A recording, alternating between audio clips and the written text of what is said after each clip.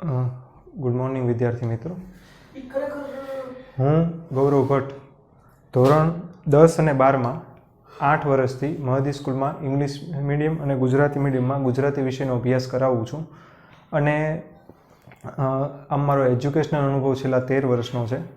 વિદ્યાર્થીઓને વ્યાકરણ, લેખન અને ટેક્સ્ટમાં સારામાં સારા માર્ક મળે એવો પહેલેથી જ ધ્યેય રાખેલો છે. અને એટલા માટે વિદ્યાર્થીઓને વ્યાકરણમાં પણ ખૂબ સારો પ્રયત્ન કરાવવાનો અને લેખનમાં પણ ખૂબ સારો પ્રયત્ન કરાવવાનો મારો ધ્યેય હોય છે.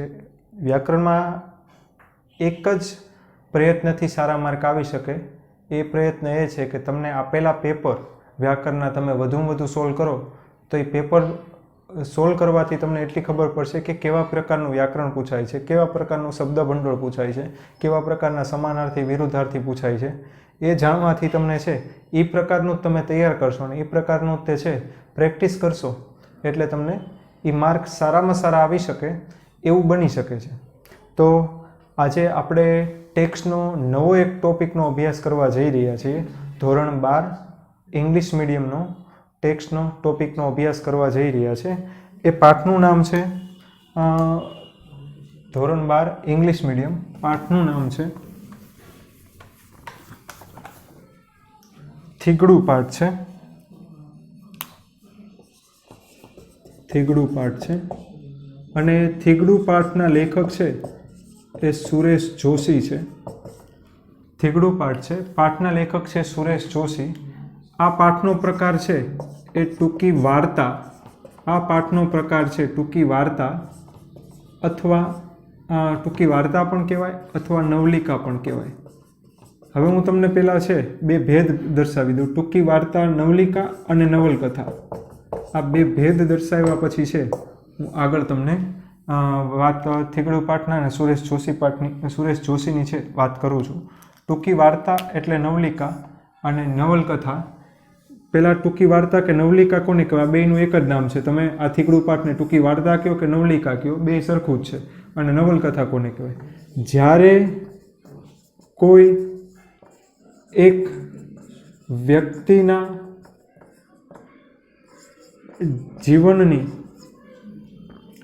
એક જ ઘટનાનું વ્યક્તિના જીવનની કોઈ એક જ ઘટનાનું વર્ણન કરાય ત્યારે તે ટૂંકી વાર્તા કે નવલિકા કહેવાય. દાખલા તરીકે કોઈ વ્યક્તિના લગ્ન પ્રસંગ કે બીજી કોઈ ઘટનાનું વર્ણન કરેલું, એક જ ઘટનાનું વર્ણન કરેલું, એવી જ એ સમયે કોઈ ઘટના બની હોય તો એને ટૂંકી વાર્તા કે નવલિકા કહેવાય. પછી નવલકથા એટલે કોઈ વ્યક્તિના સંપૂર્ણ જીવનનો અથવા જીવનના જરૂરી પ્રસંગોનું વર્ણન કરેલું હોય, પ્રસંગોનું વર્ણન કરેલું હોય તેને નવલકથા કહેવાય. બરોબર?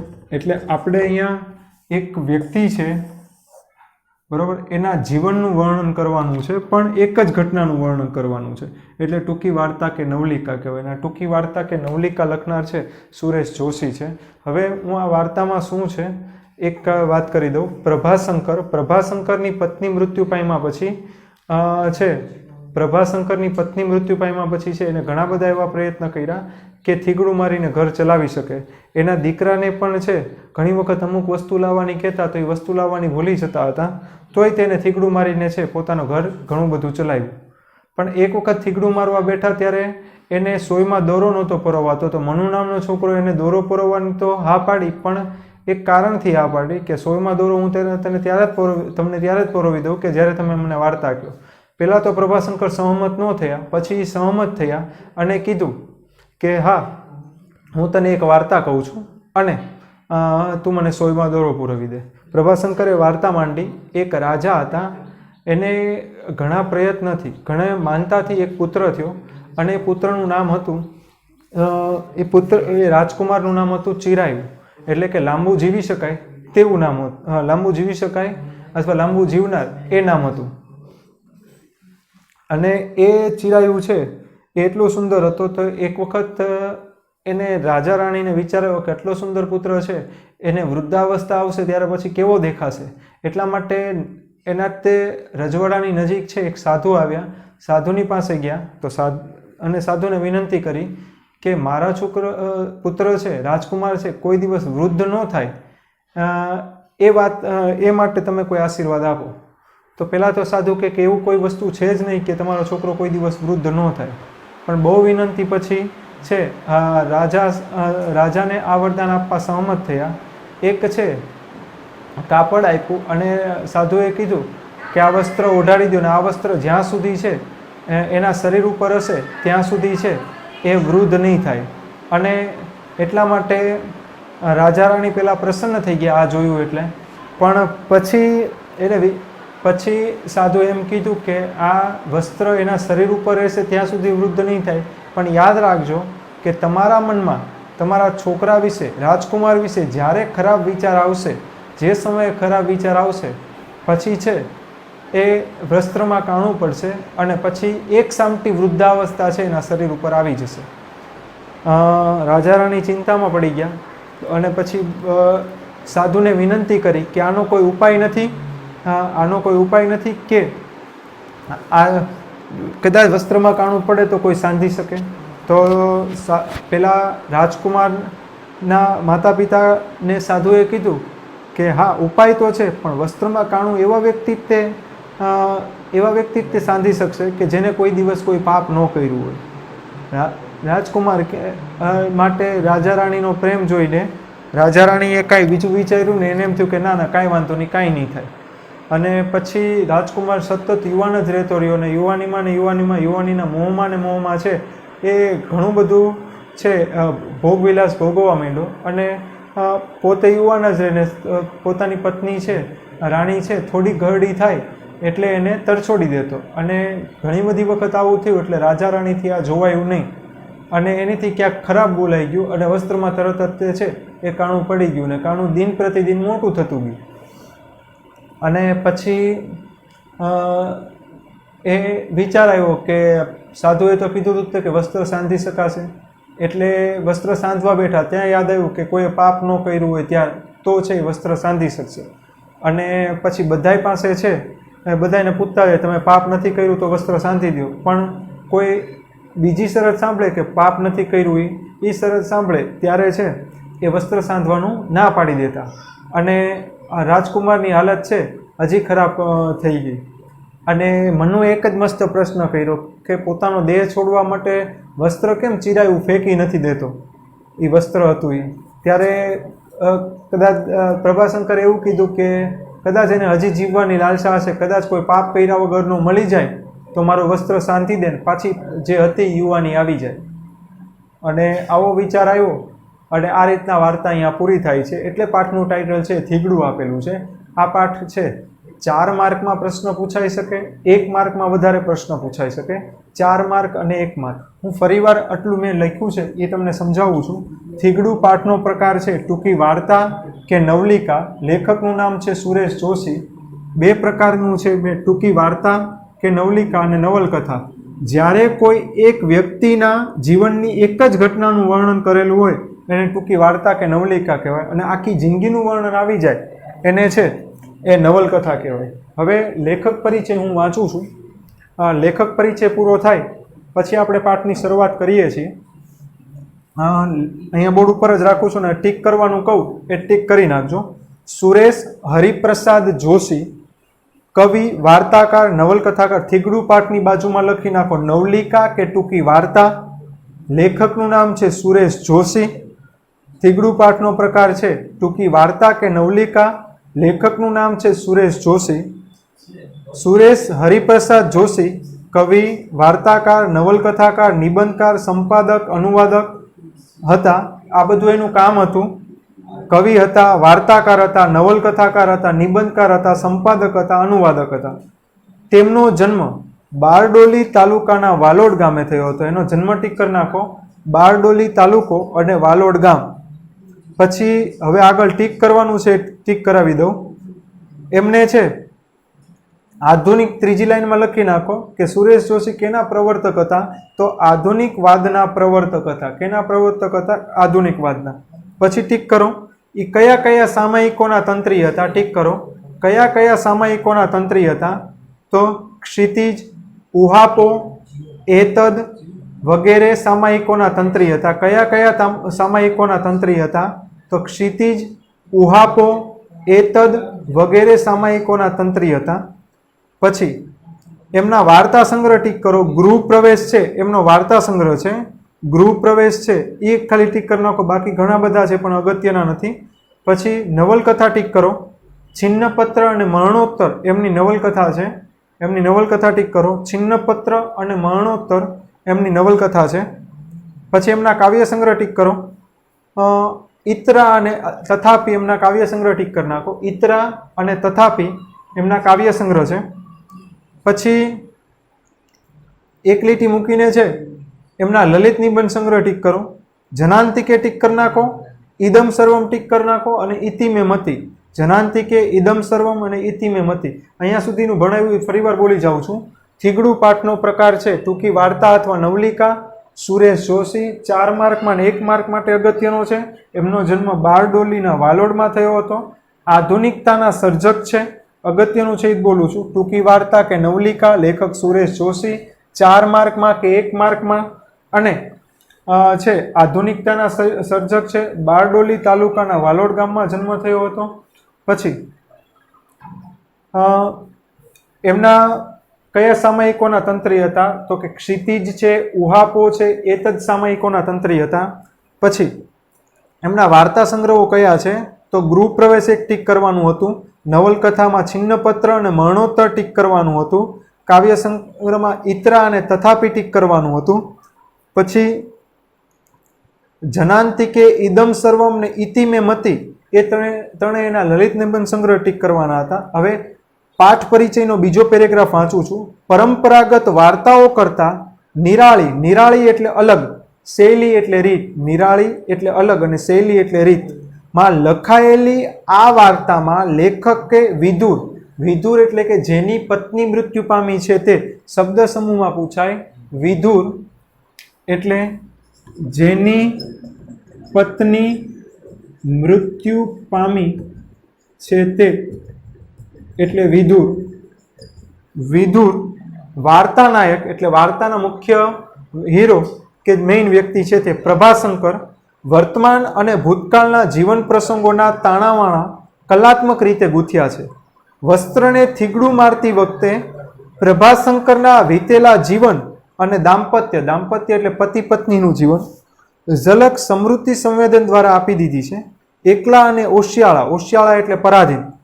પ્રભાશંકર વાર્તા કહેવાની શરતે પડોશીના છોકરા મનુ પાસે સોયમાં દોરો પરોવાવે છે. એમણે કહેલી વાર્તામાં પણ સિદ્ધ પુરુષ રાજા રાણીને કુમાર ચિરાયુ માટે ચીર યૌવન, ચીર યૌવન એટલે ચીર એટલે લાંબુ અને યૌવન એટલે યુવાની એટલે લાંબી યુવાની. ચીર યૌવનનું વસ્ત્ર આપે છે, પણ તેમાં કાણું પડશે તો થીગડું મારવું અતિ કઠિન છે એમ કહે છે. અને એવું થાય છે પણ ખરું. વસ્ત્ર હોય કે શરીર, જીર્ણતાને નિવારવું અશક્ય છે. પછી એને ટકાવી રાખવાના પ્રયાસો થીગડું મારવા જેવા છે. વાર્તામાં બાળ વાર્તાને ગૂંથીને વાર્તાકારે જીવનના રહસ્યને પ્રતિકાત્મક રીતે સૂચવ્યું છે. અહીંયા મેં તમને પાઠની વાર્તા કીધી, પાઠના લેખકનું નામ કીધું, લેખકના અગત્યના સાહિત્ય ટીક કરાવ્યા છે, લેખક પરિચય આપણે ભણ્યા છીએ. હવે આપણે છે આગળ પાઠમાં શું લેવામાં આવ્યું છે, પાઠ શું કહેવા માંગે છે, એની અગત્યની બાબત શું છે એ બધું ટીક કરતા જઈએ છીએ. 3 કે 4 પેરેગ્રાફ ભણીને હું તમને, અથવા 2 કે 3 પેરેગ્રાફ ભણીને હું તમને હોમવર્ક ટીક કરાવું છું.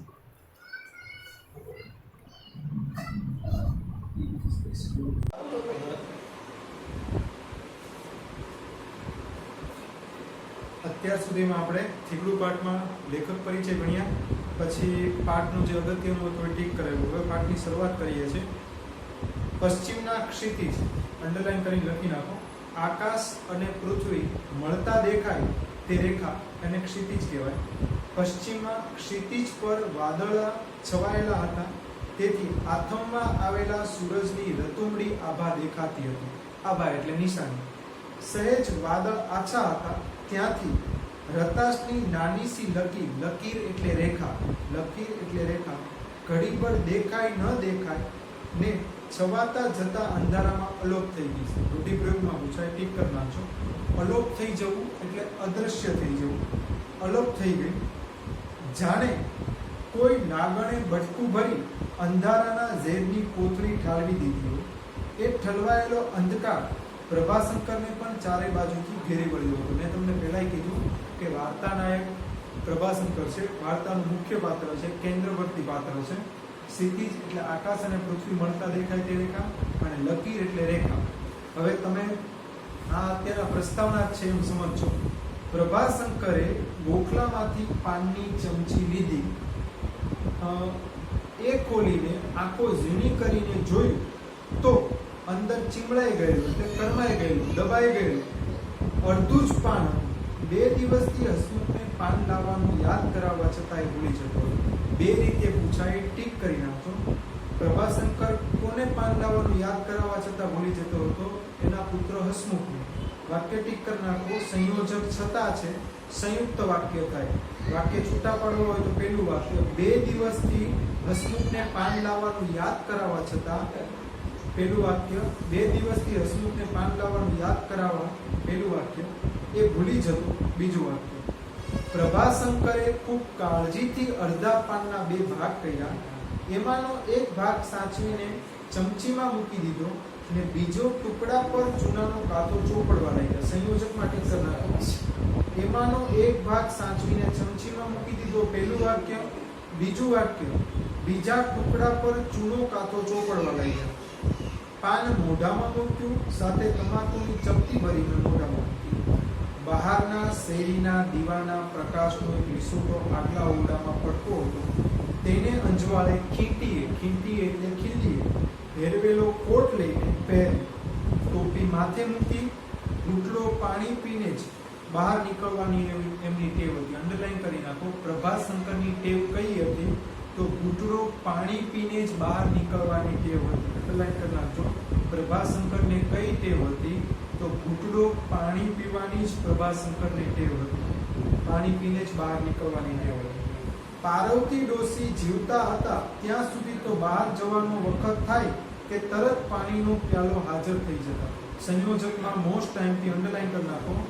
પાર્વતી, પેલા તો ત્યાં સુધી પહેલું સંયોજક, બીજું સંયોજક કે પહેલું વાક્ય પાર્વતી ડોસી જીવતા હતા, પહેલું વાક્ય. બીજું વાક્ય બહાર જવાનો વખત થાય, બીજું વાક્ય. ત્રીજું વાક્ય તરત પાણીનો પ્યાલો હાજર રહેતા. આ 3 વાક્ય છે. સંયોજક ત્યાં સુધી, બીજું સંયોજક કે. એવી નાની નાની ઘણી વસ્તુ આ છેલ્લા 1 વર્ષથી એમને જાતે જ કરી લેવી પડતી હતી. પાણી માટે પ્રભાશંકર પાણીયારા પાસે ગયા. પાણીના વાસણો મૂકવાની જગ્યા, શબ્દ સમૂહમાં પૂછાય. પાણીયારું એટલે પાણીના વાસણો મૂકવાની જગ્યા, એને પાણીયારું કહેવાય. પાણીયારા પાસે ગયા ને ઘૂંટડો ગળે ઉતારીને પાછા વળતા હતા, ક્યાં એકાએક જાણે કોઈએ પાછળથી એમના કોટની બારી ઝાલી ને એમને રોક્યા. એમનાથી એકાએક પૂછાઈ ગયું, શું છે હસમુખની માં? પ્રભાસ પાણીયારા એ ટીક કરી નાખજો. પૂછાય પરીક્ષામાં શબ્દ સમૂહ. નિસ્તબ્ધ, નિસ્તબ્ધ એટલે આશ્ચર્યચકિત, અચરજ. અંધકારમાં એ પ્રશ્ન રઝળતો રહ્યો. પ્રભાશંકરે આંખ ઝીણી કરીને અંધારામાં તાકી રહ્યા. તાકી રહેવું એટલે એક ધારું જોઈ રહ્યું. તાકી રહેવું એટલે એક ધારું જોઈ રહ્યું. આંખ ઝીણી કરવી એટલે જોવાનો પ્રયત્ન કરવો. આંખ ઝીણી કરવી એટલે જોવાનો પ્રયત્ન કરવો. તપખીરનો સડાકોલી, ચીકણી છે. તપખીર એટલે ચીકણી, એક પ્રકારની તમાકુ છે. સડાકો લઈને સહેજ ખોખારો કરીને મકુની જે કહીને પાર્વતી ડોસી. પ્રભાશંકરની પત્નીનું નામ છે પાર્વતી. પ્રભાશંકરના એક દીકરાનું નામ છે હસમુખ. ડોસીને વાત કરવાની ટેવ હતી. શું કહીને ડોસીને વાત કરવાની ટેવ હતી? તો મકોની જે એમ કહીને છે ડોસીને વાત કરવાની ટેવ હતી. અંડરલાઈન કરી નાખો. શું કહીને ડોસીને વાત કરવાની ટેવ હતી? તો મકોની જે એમ કહીને ડોશીને વાત કરવાની ટેવ હતી. મોટા દીકરા મણિશંકરના મૃત્યુ પછી, એના બે દીકરા હતા, એક તો મણિશંકર ને બીજો અશ્વિન. મોટા દીકરાનું નામ શું હતું? મણિશંકર. મૃત્યુ પછી પ્રભાશંકર ઘણીવાર અન્યમનસ્ક બની જતા. અન્યમનસ્ક બની જવું એટલે મન અન્ય ઠેકાણે હોવું એને અન્યમનસ્ક કહેવાય. ધ્યાન અન્ય ઠેકાણે હોવું એને અન્યમનસ્ક કહેવાય. મન કે ધ્યાન અન્ય ઠેકાણે હોવું એને અન્યમનસ્ક કહેવાય. પછી પાર્વતી ડોશીને શું કહીને વાત કહેવાની ટેવ હતી? તો કે મકુની જે એમ કહીને વાત કહેવાની પાર્વતી ડોશીને ટેવ હતી. ત્યારે ઘણું ખરું એમની બાય ખેંચીને બોલાવવાની પાર્વતી ડોશીને ટેવ પડી ગઈ. પ્રભાશંકરને યાદ આવ્યું કે પરણિયાને 2 વર્ષ થયા હશે ત્યારે તો એમના ડોસા ડોશી ઘરમાં હતા. અંડરલાઈન કરી નાખજો સંયોજક વાક્ય. ત્યારે પરણિયાને 2 વર્ષ થયા હશે પહેલું વાક્ય. બીજું વાક્ય એમના ડોસા ડોશી ઘરમાં હશે. જમીને પ્રભાશંકર નોકરીએ જવાની તૈયારીમાં જતા એમની ટેવ મુજબ ઘૂંટડો પાણી પીને રસોડાની બહાર નીકળવા જતા હતા. ત્યાં જ આમ કોટની બાય ખેંચીને એમને ઊભા રાખીને પાર્વતીએ પોતે માતા થવાની છે એવા શુભ સમાચાર આપ્યા. સંયુક્ત કુટુંબમાં મર્યાદા જાળવીને રહેવાનું. 2 ઘડી એકાંત મેળવીને 1-2 શબ્દ બોલવાનું પણ ભાગ્યે જ મળ્યું. સંયુક્ત કુટુંબમાં કેવી રીતે રહેવું પડતું? અંડરલાઈન કરી નાખો તો મર્યાદા જાળવીને રહેવું પડતું. પછી રાતે મા બાપને ભાગવત સંભળાવી પ્રભાશંકર સુવા જાય ત્યારે પાર્વતી પથારીને એક ખૂણે આખા દિવસના કામથી થાકેલી ઊંઘે ઘેરાતી આંખે માંડ જાગતી બેઠી. અંડરલાઈન કરી નાખો સંયોજક. ત્યારે વાક્ય એની સિવાયના 2 બનશે. રાતે મા બાપને ભાગવત સંભળાવીને પ્રભાશંકર સુવા જાય પહેલું વાક્ય. બીજું વાક્ય સંયોજક ત્યારે છે. બીજું વાક્ય પાર્વતી પથારીની એક ખૂણે આખા દિવસની કામથી થાકેલી ઊંઘે ઘેરાતી માંડ જાગતી બેઠી. આમે તે પ્રભાશંકર 4 શબ્દ બોલવાના હોય ત્યાં એક જ બોલીને કામ ચલાવી લેતા. પ્રભાશંકર કેવી રીતે બોલીને કામ ચલાવી લેતા? તો કે 4 શબ્દ બોલવાના હોય ત્યાં એક જ શબ્દ છે બોલીને કામ ચલાવી લેતા. સંયોજક તરીકે પૂછાય. ત્યાં સંયોજક છે. ત્યાં પહેલું વાક્ય. આમે પ્રભાશંકર 4 શબ્દ બોલવાના હોય પહેલું વાક્ય, બીજું વાક્ય એક જ શબ્દ બોલીને છે કામ ચલાવી લેતા. મરણ આવ્યું તે દિવસે પણ પાર્વતીએ આમ હાથ જ પકડીને રોકતા કહેલું, આજે ન જાવ તો ન ચાલે. મરણ આવ્યું તે દિવસે પાર્વતીએ પ્રભાશંકરનો હાથ પકડીને રોકતા શું કહેલું? આજે ન જાવ તો ન ચાલે. અંડરલાઈન કરી નાખો. કોણ બોલે છે? કોને કહે છે? તો પાર્વતી બોલે છે અને પ્રભાશંકરને કહે છે. પણ પછી તરત જ પ્રભાશંકરે નિત્ય નિયમમાં કશો ભંગ પડે તે સાંખી ન લેતા. સાંખી ન લેવું એટલે સહન કરી ન લેવું.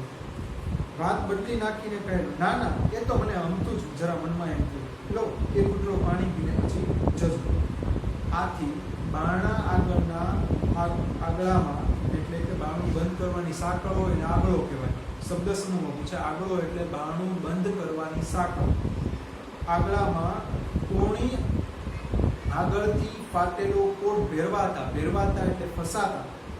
ઊભા રહીને એકદમ એમનાથી પૂછાઈ ગયું, શું છે દસમુખનીમાં? પણ પેલો તપકીરનો સડાકો ને મક્કુની જેનો ટહુકો સંભળાયો નહીં. ટહુકો કરવો એટલે મીઠાશથી બોલાવવું. એટલે પ્રભાશંકર એકલા જ બોલવા લાગ્યા. શું છે? કોટ ફાટ્યો છે એમ કેવું છે? તે શું? ઠીકડું માંગે. પણ સોય દોરો ક્યાં છે? હવે હોમવર્કમાં થોડાક પ્રશ્નો લખી નાખો. થીગડું પાઠનો પ્રકાર જણાવો. થીગડું પાઠનો પ્રકાર જણાવો.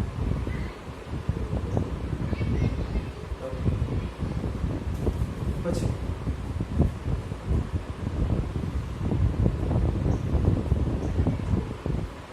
બીજો પ્રશ્ન. થીગડું પાઠના લેખકનું નામ જણાવો. થીગડું પાઠના લેખકનું નામ જણાવો. પછી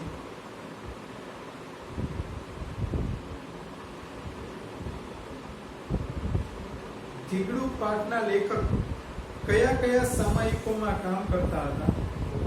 થીગડું પાઠના લેખક કયા કયા સામાયિકોમાં કામ કરતા હતા? પછી થીગડું પાઠના લેખકના વાર્તા સંગ્રહનું નામ જણાવો. થીગડું પાઠના લેખકના વાર્તા સંગ્રહનું નામ જણાવો. ટીક કરાયો છે એ જ વાર્તા સંગ્રહ લખવાનો છે. પછી થીગડુ પાઠના લેખકનો કાવ્ય સંગ્રહનું નામ જણાવો. થીગડુ પાઠના લેખકનો કાવ્ય સંગ્રહનું નામ જણાવો. પછી થીગડુ પાઠના લેખકનો લલિત નિબંધનું નામ જણાવો. થીગડુ પાઠના લેખકનો લલિત નિબંધનું નામ જણાવો. પછી પ્રભાશંકરને કઈ ટેવ હતી? પ્રભાશંકરને કઈ ટેવ હતી?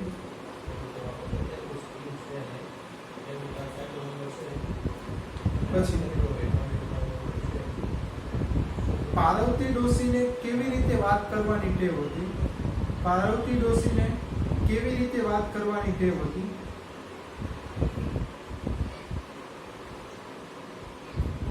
પછી પાર્વતી ડોશીએ કયા શુભ સમાચાર કેવી રીતે આપ્યા?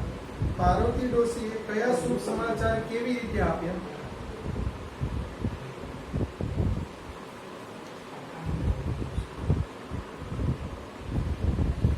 હસમુખને શું યાદ કરાવવા છતાં ભૂલી જતો હતો? હસમુખને શું યાદ કરાવવા છતાં ભૂલી જતો હતો?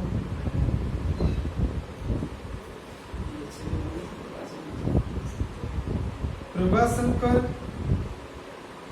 ક્યારે અન્યમનસ્ક બની જતા હતા? પ્રભાશંકર ક્યારે અન્યમનસ્ક બની જતા હતા?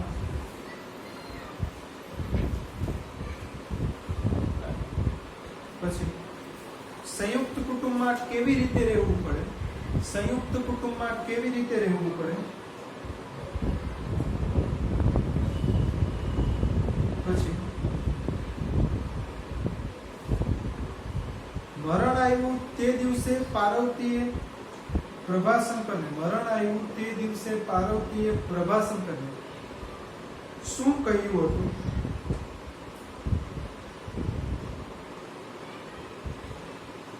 હેડિંગ આપો. શબ્દ સમૂહ માટે એક શબ્દ. શબ્દ સમૂહ માટે એક શબ્દ.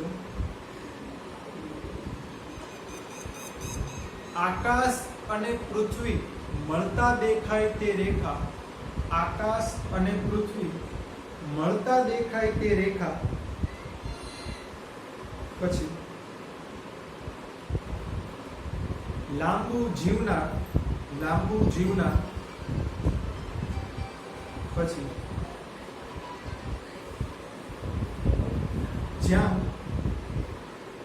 મન અન્ય ઠેકાણે રહે છે. જ્યાં મન અન્ય ઠેકાણે રહે છે તેવી સ્થિતિ. જ્યાં મન અન્ય ઠેકાણે રહે છે તેવી સ્થિતિ. પછી લાંબુ ટકી શકે તેવી યુવાની. લાંબુ ટકી શકે તેવી યુવાની. કોટનો કે વસ્ત્રનો છેડાનો ભાગ. કોટનો કે વસ્ત્રનો છેડાનો ભાગ.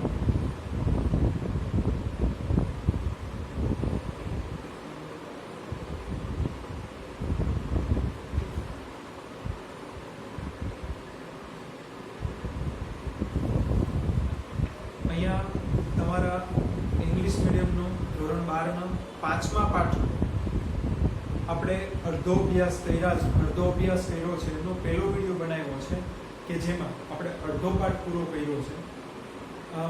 હજી વાર્તાની શરૂઆત નથી થઈ. વાર્તાની મેઇન શરૂઆત છે એ મનુને જ્યારે પ્રભાશંકર વાર્તા કહેવા બેસશે ત્યારથી થાય છે. હું એક જ મિનિટમાં બધું રિવિઝન કરી દઉં. થીગડુ પાઠનો પ્રકાર છે ટૂંકી વાર્તા કે નવલિકા કહેવાય. બેમાંથી ગમે તે લખો, તમારો જવાબ ખોટો ન પડે. ટૂંકી વાર્તા કે નવલિકા કહેવાય. પાઠ છે એ 4 માર્કમાં કે 1 માર્કમાં પૂછાય છે. પાઠ છે એ 4 માર્કમાં કે 1 માર્કમાં પૂછાય છે. અને એના જે લલિત નિબંધ છે કયા લેખા છે, પછી પાઠનો પ્રકાર નવલકથા કઈ લખી છે, નવલિકા કઈ લખી છે, એ કયા સામયિકોના તંત્રી છે, એ બધાનો આપણે અભ્યાસ કર્યો છે.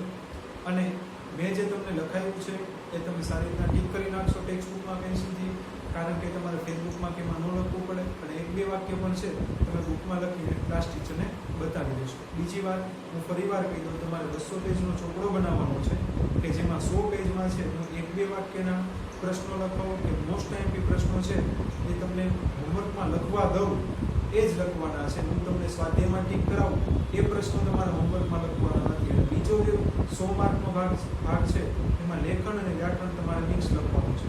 જે આજે મેં છેલ્લા લેક્ચરમાં છે સંયુક્ત અને સંકુલ વાક્ય લખાવ્યા હતા, બરોબર, વાક્ય સોલે કરાવ્યા, એની વ્યાખ્યાઓ પણ લખાવી અને એક ભાગ હોમવર્કમાં પણ આપ્યો છે એ તમારે એમાં લખી નાખવાનો છે. અર્થ વિસ્તારના નિયમો લખાવ્યા હતા, અર્થ વિસ્તાર લખાવ્યો હતો એ પણ એમાં લખી નાખવાનો છે. એ રીતના તમારે બે ભાગના ચોપડો છે બનાવીને અત્યારથી તે છે એ સાથે રહેવાનું છે. Thank you.